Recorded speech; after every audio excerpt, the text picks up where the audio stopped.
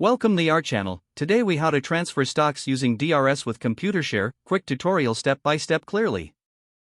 To transfer stocks using DRS with Computershare, start by logging into your Computershare account.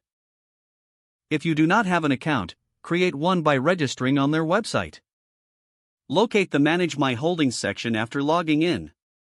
Select the option for Transfer Shares or Transfer Securities. You will be presented with the DRS. Fill in your personal information accurately. Provide the details of the stocks you want to transfer, including the stock symbol and number of shares. Enter the recipient's information, which may include their Computershare account number or other relevant details. Review the information you have entered for accuracy. Submit the DRS transfer request by clicking the designated button. You should receive a confirmation message once your request is submitted. Keep an eye on your email for further instructions or confirmation from Computershare. Monitor the status of your transfer through your account dashboard. Once the transfer is complete, you will receive a notification confirming the successful transfer. If you encounter any issues, consult the help section on the Computershare website or contact their customer support for assistance. If the page does not load, refresh the browser or try again in a private or incognito window. Make sure you are using the correct email address, then retype it carefully to avoid small typos. If your password is not accepted, use the reset option and create a new strong password you can remember.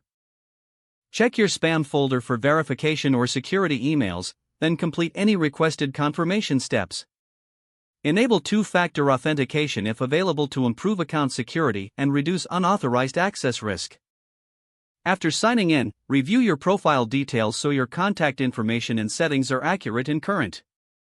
If you see an error message, note it down and try again after restarting your device and internet connection.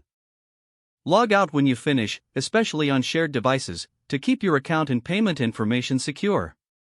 If the page does not load, refresh the browser or try again in a private or incognito window. Make sure you are using the correct email address, then retype it carefully to avoid small typos. If your password is not accepted, use the reset option and create a new strong password you can remember. Check your spam folder for verification or security emails, then complete any requested confirmation steps. Enable two-factor authentication if available to improve account security and reduce unauthorized access risk.